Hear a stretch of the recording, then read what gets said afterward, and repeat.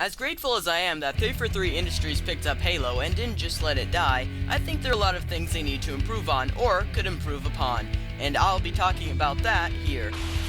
Hello everybody, and welcome to part 2 of my video. Now, there are a few things that I wasn't able to touch upon in the first half of this video, but let's get to it now. Are you part of the Halo community? Well, I think that's a pretty easy question to ask. I mean, if you've made content like I have, or if you contributed to people who make content about Halo, or even just contributed to the people who make Halo, aka 343 Industries or Bungie, then I consider you part of the Halo community. Now, the fact that 343 Industries need to embrace is that the Halo community wields a lot of power.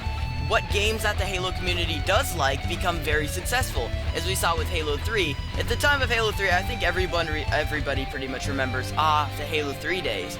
Weren't those amazing? Halo 3 was the best-selling Xbox 360 game at that time, and now it has over 16 million copies sold of all time. Now that's incredible. So, as I talked about in my last video, the Halo community wields an immense amount of power. So what games the Halo community does like become very successful. The ones it doesn't like, well, just look at the matchmaking population for Halo 4. Enough said. Now, 343 Industries went in the right direction when they had the Halo feedback program, but the thing is, they need to listen to the community more. And I don't understand why, because 343 Industries is a company that's in it for money, right? So they should understand that, hey, if we make the people that we're trying to get our game to be happy about our game and like it, then we get sales, right? Well, I don't get why you're not trying to appeal to your community as much as possible. Like when the community was really pissed off that we did not have the original design for the Spanker, because you can see in my video, I'm wielding it, and it looks badass. It looks like it would kill someone and destroy ships. It's really cool looking, but the design that they had in the Halo 5 beta wasn't that great. To 343's credit, they did say, oh, we're turning into a legendary thing, which I'm guessing at this point is going to be for Warzone rec packs? But at the moment, we don't really know, but I think they should replace it altogether, because I don't think they realize that if they piss off the people that they want to buy their game, they're not going to buy their game.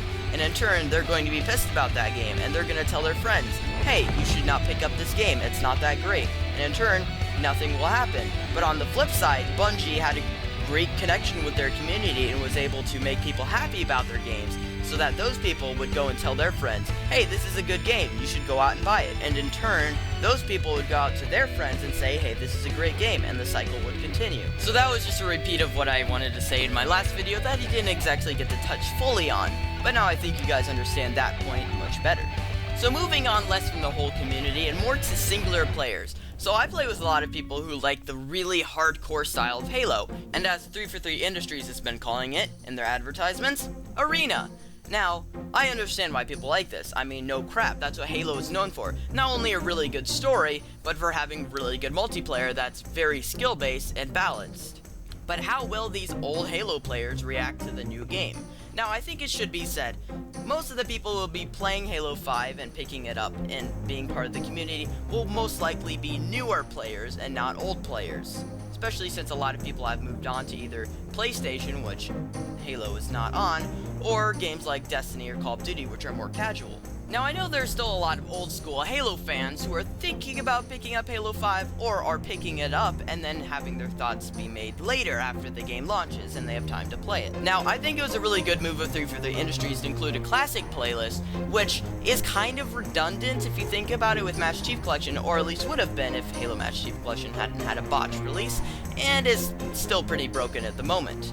Now, the classic playlist, if you don't know in Halo 5, will be where there's no sprint, no Spartan abilities, no clamber, no sliding, etc. Now, the main concern I've thought about this, because, I mean, it seems like a good idea, right? Still playing Halo 5's awesome next-gen engine and graphics, but now you don't have the Spartan abilities for people that don't want them. But just think about it. The maps are optimized to have thruster packs and sprints in them, so how will that really affect the gameplay?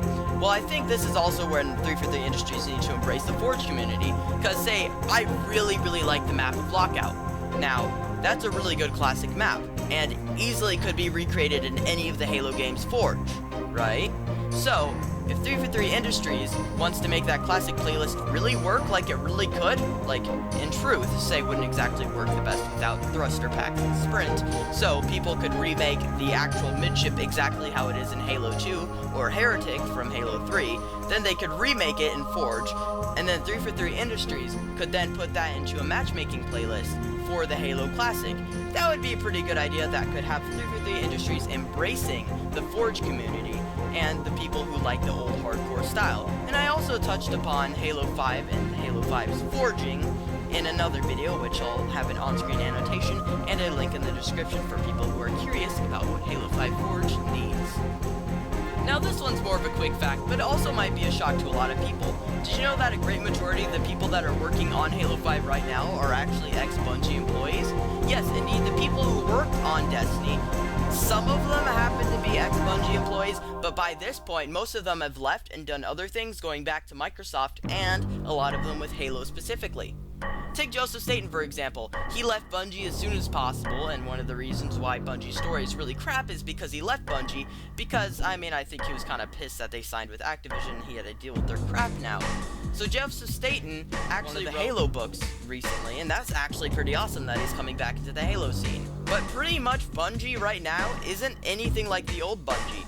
So pretty much the only thing that classic Bungie and modern Bungie actually have in common are the name and the CEO. So the games they're making now aren't exactly Bungie games, but a lot of the ex-Bungie employees that are now working on Halo 5 did work at the beginning of Destiny, which is why it started as a really good game, but then it became more into a more DLC fest, if you get what I'm saying. So yeah, at this point, Halo 5 is actually turning out to be a lot more like the original Halos instead of more like Halo 4.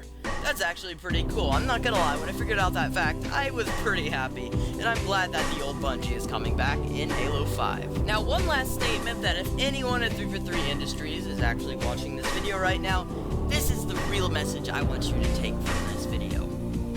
Stop dividing the community, please. Halo originally was just a very thriving community, especially in the days of Halo 3. Now, also excelling on that point, and lately 343 Industries has been adding insult to injury by splitting up the Halo community even more than it already has been.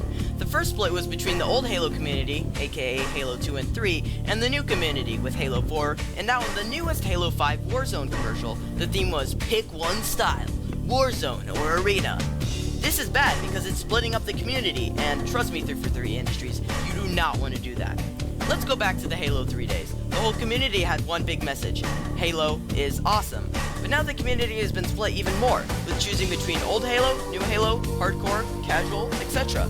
Now there are people on opposite sides of the spectrum bickering with each other in the same community.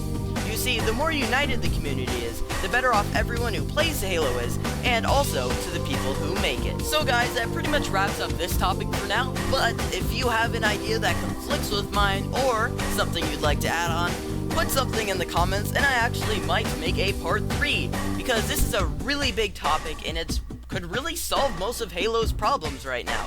So guys, thank you so much for watching. Please comment below with your thoughts, like, and maybe even subscribe. Anyways guys, I'll see you guys next time in Molten Sword Gaming.